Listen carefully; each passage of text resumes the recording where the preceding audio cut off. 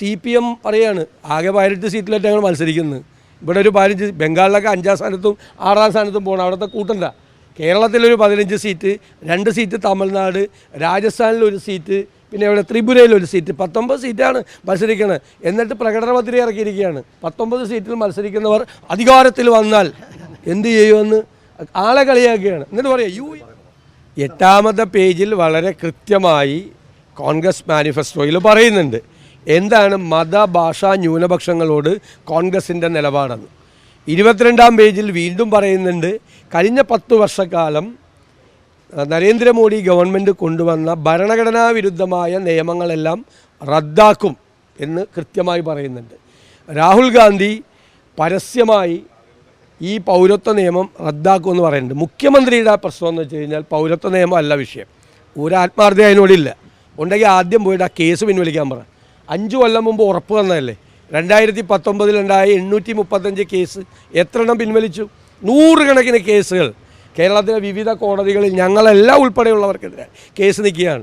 പൗരത്വ നിയമത്തിനെതിരായി നടന്ന പ്രക്ഷോഭങ്ങളിൽ പങ്കെടുത്തതിന് BJPയെ സന്തോഷിപ്പിക്കാൻ വേണ്ടി, BJPയെ സൂചിപ്പിക്കാൻ വേണ്ടിയിട്ടാണ് മുഖ്യമന്ത്രി ആ കേസുകൾ പിൻവലിക്കാതിരിക്കുന്നത്.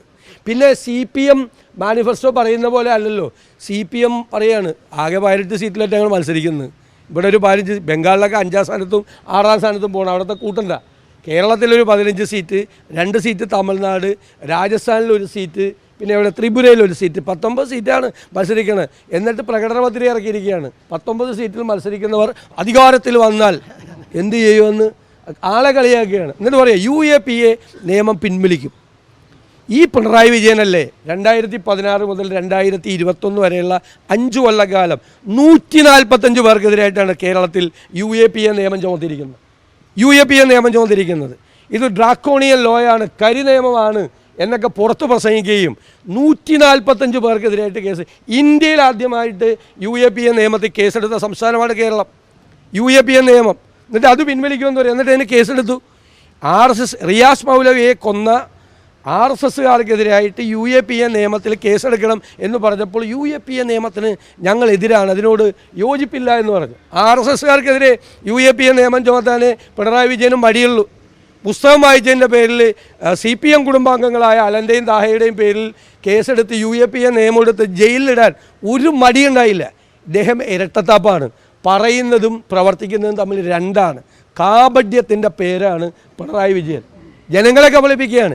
ഇത് ഈ സർക്കാരിനെതിരായിട്ടുള്ള രൂക്ഷമായ പ്രതിഷേധവും അമർഷവും ആളുകളുടെ നിരാശയും ദുഃഖവും ഒക്കെ ചർച്ച ചെയ്യാതിരിക്കാൻ വേണ്ടിയിട്ട് രാവിലെ ഇറങ്ങും പൗരത്വ നിയമമൊന്നും. ഒരാത്മാർത്ഥതയില്ല. അപ്പോൾ മുഖ്യമന്ത്രി ഒരു തെറ്റിദ്ധാരണ കയ്യിൽ വെച്ചാൽ മതി. പൗരത്വ നിയമം എന്നുള്ളൊരു വിഷയത്തിൽ മാത്രം കേരളത്തിലെ ഈ തെരഞ്ഞെടുപ്പ് കാലത്തെ അജണ്ട ഒതുക്കാമെന്ന് മുഖ്യമന്ത്രി കരുതെങ്കിൽ അങ്ങേക്ക് തെറ്റുപറ്റി. കേരളത്തിലെ ജനങ്ങൾ ചർച്ച ചെയ്യുന്നത് അങ്ങയുടെ സർക്കാർ അവർക്കുണ്ടാക്കി കൊടുത്ത ദ്രോഹത്തെക്കുറിച്ചും ബുദ്ധിമുട്ടുകളെക്കുറിച്ചുമാണ്. അതോടൊപ്പം ദേശീയ തലത്തിൽ നരേന്ദ്രമോദി സർക്കാർ, ഫാസിസ്റ്റ് സർക്കാർ, വർഗീയ ശക്തികൾ അധികാരത്തിൽ വരരുത് എന്നുള്ള മതേതര കേരളത്തിൻ്റെ ദൃഢ നിശ്ചയവുമാണ്. നിങ്ങൾ അവരുമായി സന്ധി ചെയ്ത് ഈ തെരഞ്ഞെടുപ്പിൽ മത്സരിക്കുന്നു, ഞങ്ങൾ അവരുമായി ഏറ്റുമുട്ടും.